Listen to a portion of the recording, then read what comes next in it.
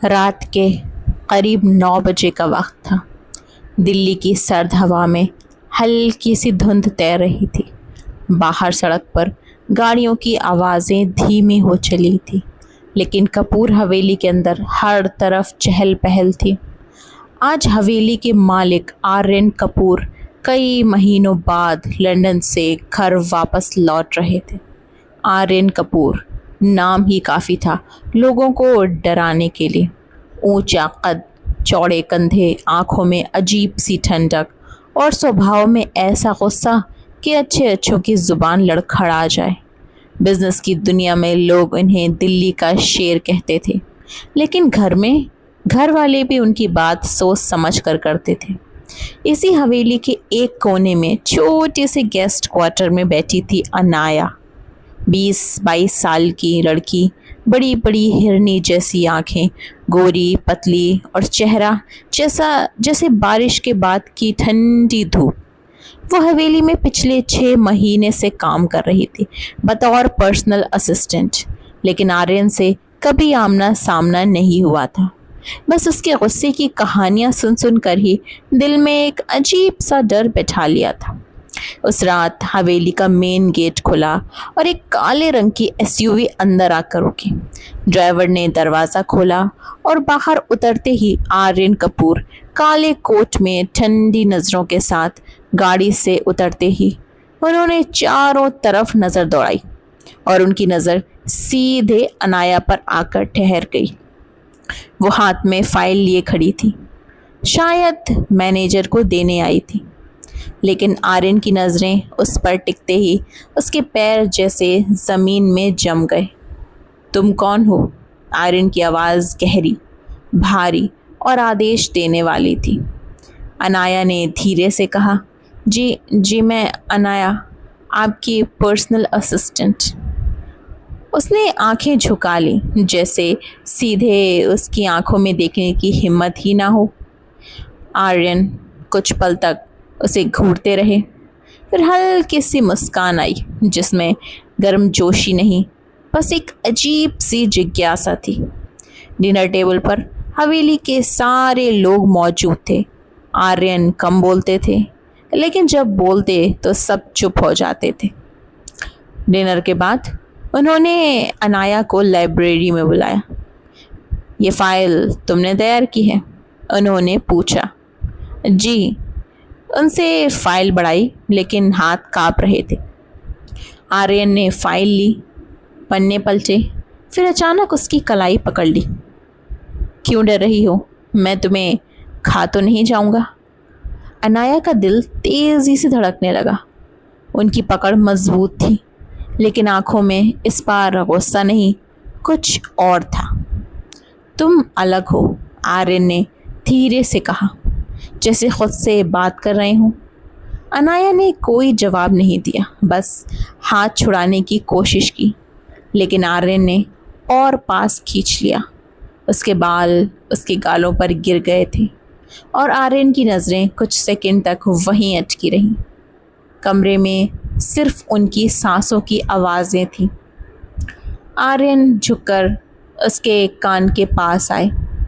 तुम्हारी आंखें बोलती हैं अनाया। अनाया की सांस रुक सी गई। ये पहली बार था जब किसी मर्द ने इतने पास आकर उससे बात की थी। अचानक बाहर से किसी के कदमों की आहट आई और अनाया पीछे हट गई। आर्यन ने हल्की सी मुस्कान दी। जाओ, कल सुबह से मेरे साथ ऑफिस आना। उस रात अनाया अपने कमरे में देर तक जागती रही। दिल में डर भी था और एक अजीब सी बेचैनी भी। क्या वो सिर्फ अपने मालिक के गुस्से से डर रही थी, या उनके पास आने से होने वाली धड़कन से? अगली सुबह ऑफिस जाते समय कार के पीछे की सीट पर दोनों साथ बैठे थे। आर्यन खिड़की से बाहर देख रहे थे, लेकिन बीच बीच में चोरी चोरी उसकी तरफ देखते। अनाया ने महसूस किया और अपनी नज़रें झुका ली। तुम मुझसे नज़रें क्यों चुराती हो? आर्यन की आवाज़ धीमी थी, लेकिन उसमें एक अजीब सी कसक थी। वो मैं बस। अनाया ने शब्द ढूंढने की कोशिश की, लेकिन आर्यन ने उसकी ठुड्डी पकड़कर चेहरा ऊपर कर दिया। उनकी उंगलियों का स्पर्श इतना गर्म था कि अनाया की सांसें उलझ गईं।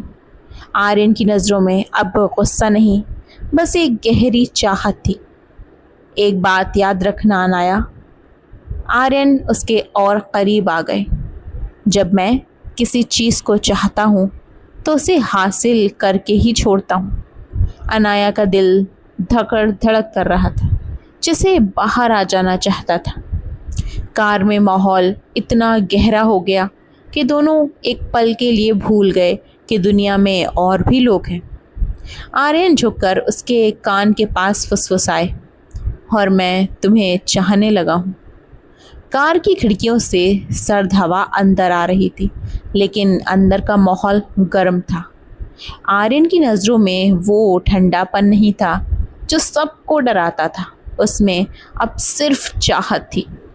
अनाया की नज़रें झुकी हुई थीं, लेकिन उसके गाल लाल हो चुके थे। उसका दिल मानो कार की खामोशी में सबसे ऊंची आवाज़ कर रहा था। आर्यन हल्के से मुस्कुराए, फिर अपनी सीट से थोड़ा झुककर उसके और करीब आए। उनकी उंगलियां अब भी उसकी ठुड्डी पर थामे थीं। तुम्हें डर लग रहा है?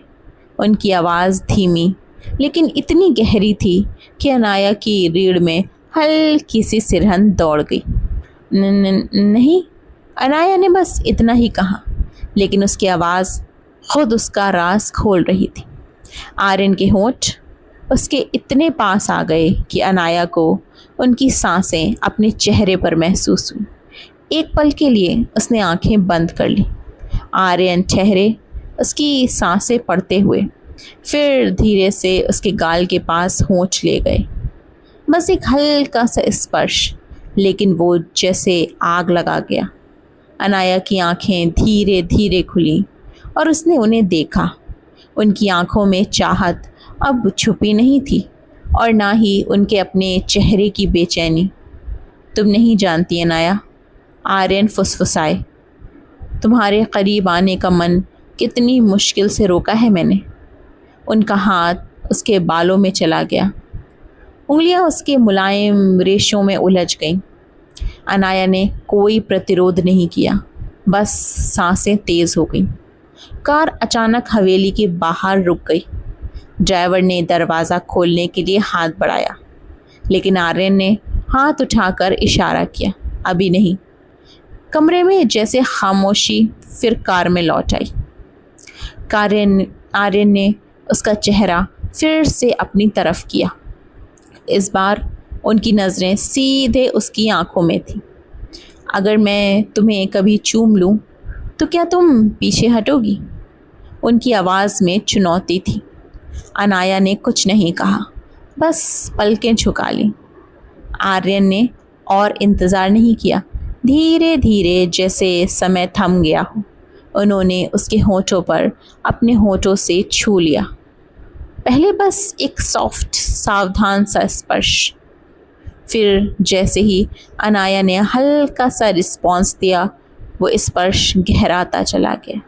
उनकी उंगलियां उसके बालों में गर्दन के पीछे थीं, उसे अपने और करीब खींचते हुए। अनाया की सांसें तेज़, उसका दिल अनियंत्रित था, लेकिन उसने खुद को पीछे नहीं खींचा।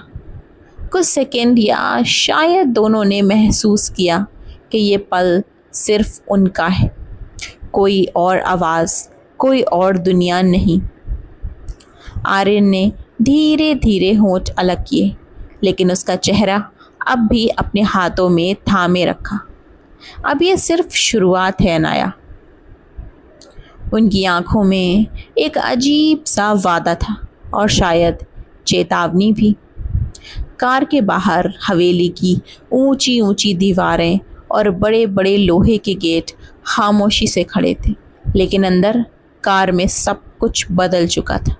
अनाया अब भी हल्की सी झुकी हुई थी, उसके होंठों पर वो गर्माहट बाकी थी जो आर्यन की मौजूदगी ने दी थी। दिल की धड़कनें अब भी अपनी मर्जी से भाग रही थीं, जैसे वो इस पल को बार बार महसूस करना चाह रही। आर्यन ने एक लंबी सांस ली, फिर ड्राइवर को इशारा किया, चलो। उनकी आवाज़ पहले से थोड़ी भारी थी। गाड़ी रुकी, दरवाज़ा खुला, लेकिन इस बार अनाया ने खुद को संभाल लिया। वो बाहर निकली, लेकिन महसूस कर रही थी कि उसकी चाल में हल्की सी झिझक आ गई है। पीछे से आर्यन उतरे और उसके कदमों के साथ साथ चलते हुए वो भी अंदर आए। हवेली का दरवाज़ा जैसे ही खुला, अंदर से हल्की सी गुलाब और चंदन की खुशबू आई। अंदर सब कुछ बेहद शाही था। संगमरमर का फर्श, सुनहरे बॉर्डर वाले झूमर और दीवारों पर लगी पुरानी पेंटिंग्स। लेकिन इस भव्यता के बीच अनाया के मन में बस एक ही सवाल घूम रहा था। अब क्या रात को अपने कमरे में आकर अनाया बिस्तर पर बैठी रही। आर्यन का चेहरा, उसकी गहरी आँखें और वो पल जब उसने होंठ उसको होंठों से छू रहे थे, सब बार बार दिमाग में आ रहा था। वो चाहकर भी खुद को शांत नहीं कर पा रही थी। हाथ से अपने होंठों को छूते हुए उसने महसूस किया जैसे अब वो उसका हिस्सा बन गए हों। नीचे कहीं दूर से घड़ी की टिक टिक सुनाई दे रही थी, लेकिन कमरे में बाकी सब कुछ खामोश था। सुबह की पहली किरण पर्दों से छनकर अंदर आई। अनाया ने धीरे धीरे आंखें खोली और महसूस किया कि रात भर उसकी नींद अधूरी रही। बिस्तर से उठते हुए उसने खुद को शीशे में देखा। हल्के लाल गाल और आंखों में अजीब सी चमक। नीचे से काम वाली ने आवाज़ दी, मैडम साहब नाश्ते पर आपका इंतज़ार कर रहे हैं। अनाया ने जल्दी जल्दी हल्के मेकअप के साथ अपना फॉर्मल सूट पहना। आज उसका पहला दिन था आर्यन के ऑफिस में, एक पर्सनल असिस्टेंट के रूप में। टेबल पर आर्यन पहले से बैठे थे, फॉर्मल सूट और टाई में, कॉफ़ी की चुस्कियां लेते हुए। उनकी नज़रें जैसे ही अनाया पर पड़ी, हल्की सी स्माइल आ गई, लेकिन बस कुछ सेकंड्स के लिए। लेट हो गई, उन्होंने बिना मुस्कुराए कहा, लेकिन आवाज़ में गुस्से की जगह हल्की सी छेड़ थी। अनाया ने धीरे से कहा, माफ़ कीजिए, नींद। वो रुक गई क्योंकि उसकी आंखों ने उनकी आंखों से टकराकर बाकी शब्द निकल लिए। आर्यन ने कॉफ़ी कप नीचे रखकर बस इतना कहा, ऑफिस में आज से कोई बहाना नहीं चलेगा। लेकिन उनकी आंखों में कल रात का वही वादा अब भी था। कार में सफ़र के दौरान आर्यन पूरी तरह प्रोफेशनल मोड में थे। अनाया चाहती थी कि वो कुछ कहे, लेकिन उन्होंने बस लैपटॉप पर नज़रें गड़ाए रखी। ऑफिस पहुँचे तो वहाँ का माहौल बिल्कुल अलग था। बड़ी बड़ी ग्लास वॉल्स, लोगों की तेज़ चाल और हर तरफ व्यवस्था। लोग आर्यन को देखते ही सीधा खड़े हो जाते थे। अनाया ने महसूस किया कि यहाँ हर कोई उनसे डरता है, और शायद वो डर जायज़ भी था। लिफ्ट में सिर्फ दोनों थे। दरवाज़ा बंद होते ही आर्यन उसकी तरफ झुके और धीरे से बोले, तुम्हें सबके सामने देखकर मुझे तुम्हें छूने का मन करता है। अनाया का दिल ज़ोर से धड़का। वो कुछ कह पाती उससे पहले आर्यन का हाथ उसके कमर तक पहुंच चुका था, बस हल्के से, लेकिन इतना कि उसकी सांसें थम जाएं। आर्यन, कोई देख लेगा, उसने फुसफुसाया। तो क्या, उन्होंने मुस्कुरा कर कहा, और दरवाज़ा खुलने से ठीक पहले उसका हाथ छोड़ दिया। अनाया वहीं खड़ी रह गई, सांसें संभालते हुए। ऑफिस की ऊंची ऊंची कांच की दीवारों के बीच से धूप छनकर अंदर आ रही थी। हर तरफ तेज़ कदमों की आहट, फाइलों की सरसराहट और कंप्यूटर के कीबोर्ड की टक टक। लेकिन अनाया का ध्यान सिर्फ एक चीज़ पर था, आर्यन। आर्यन अपनी कैबिन की तरफ जा रहे थे, कदम सधे हुए, लेकिन उनकी निगाहें जैसे हर पल अनाया पर टिकी हों। बाकी स्टाफ के लिए वो सख्त बॉस थे, लेकिन आज उनकी नज़र में सिर्फ एक लड़की थी जो उनके साथ सुबह उसी कार में बैठी थी। आज जिसकी सांसें वो अब भी महसूस कर सकते थे। अनाया, फाइल लाओ। और बोर्डरूम में आओ। आर्यन की गहरी आवाज़ में एक अजीब सी हुक्म चलाने वाली ताकत थी। अनाया ने फाइल ली और उनके पीछे पीछे मीटिंग रूम में पहुंची। वहाँ 5-6 लोग पहले से बैठे थे, लेकिन जैसे ही आर्यन ने कुर्सी खींची सब खामोश हो गए। वो बड़े कॉन्फिडेंस से प्रोजेक्ट के बारे में बोल रहे थे, लेकिन बीच बीच में उनकी आंखें अनाया को ढूंढ लेती, जैसे वो देखना चाहते हों कि वो सुन रही है या नहीं। एक बार उन्होंने उसे पास बुलाया। ये चार्ट पकड़ो, उन्होंने कहा, और जब अनाया आगे बढ़ी तो उनके हाथ से हल्के से उसकी उंगलियों को छुआ। ये छूना सामान्य नहीं था, इसमें एक दबी हुई चाहत थी, जैसे कह रहे हों कि तुम मेरी हो। अनाया का चेहरा हल्का सा लाल हो गया। बाकी लोग शायद नोटिस ना कर पाए हों, लेकिन उसके दिल की धड़कन तेज़ हो चुकी थी। मीटिंग ख़त्म होते ही बाकी सब लोग बाहर चले गए। आर्यन अपनी कुर्सी से उठे, दरवाज़ा बंद किया और धीरे धीरे उसकी तरफ बढ़े। तुम जानती हो, जब तुम मेरे सामने होती हो तो मैं काम भूल जाता हूँ। उनकी आवाज़ धीमी थी, लेकिन उसमें एक अजीब सी गर्मी थी। अनाया ने हल्के से कहा, आर्यन ये ऑफिस है। वो पीछे हटना चाहती थी, लेकिन उनकी नज़रों में कुछ ऐसा था जो उसे रोक रहा था।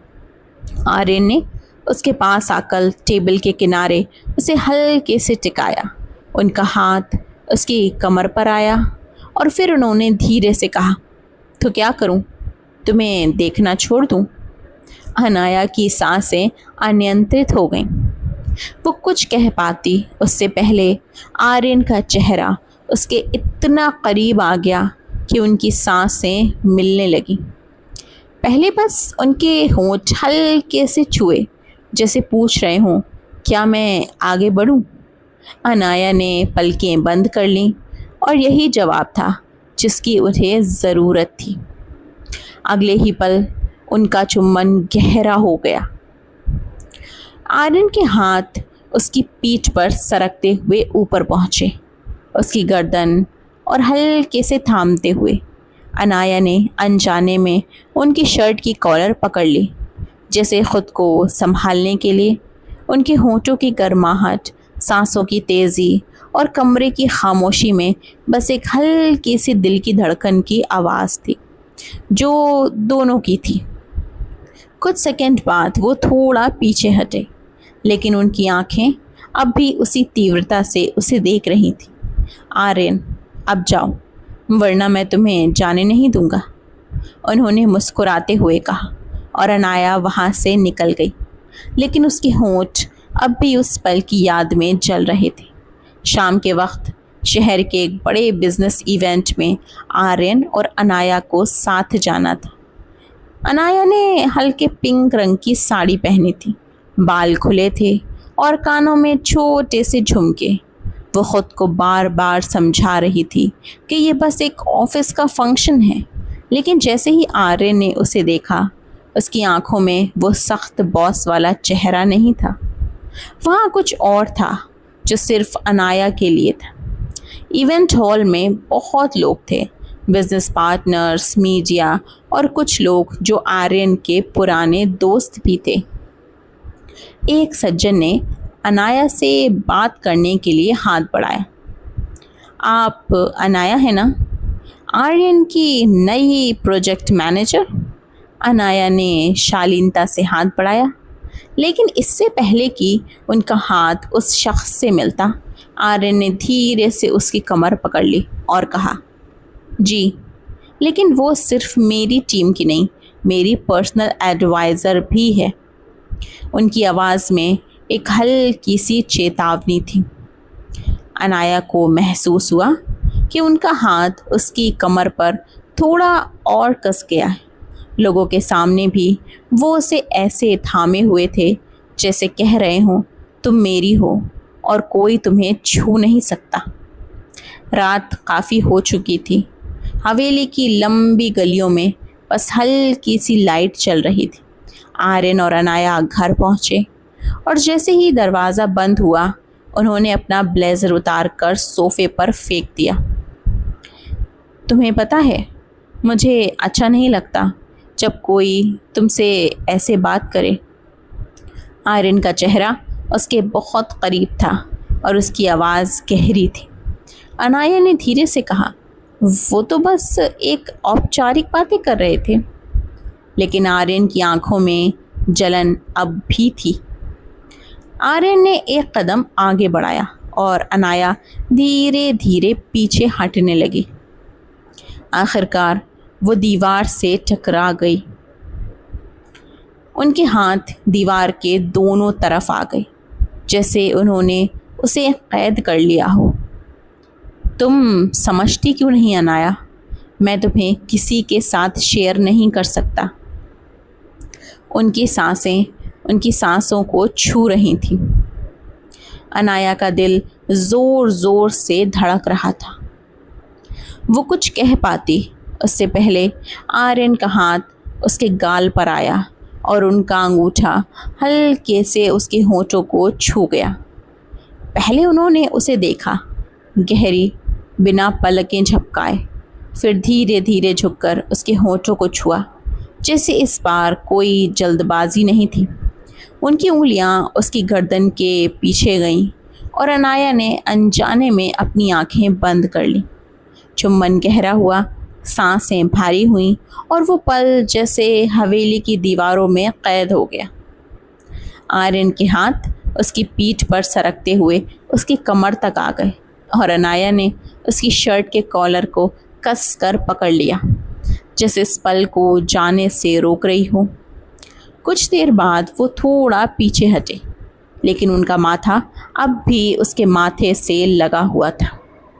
आर्यन, तुम मेरे बिना कहीं नहीं जाऊंगी, समझी? अनाया ने बस हल्के से सिर हिला दिया, क्योंकि उसकी आवाज़ उस वक्त उसके हाथों में अटकी हुई थी। सुबह की हल्की धूप हवेली के बड़े खिड़कियों में अंदर आ रही थी। रसोई से चाय की खुशबू फैल रही थी। अनाया ने सोचा था कि सब सो रहे होंगे, इसलिए वो चुपचाप जाके चाय बनाएगी।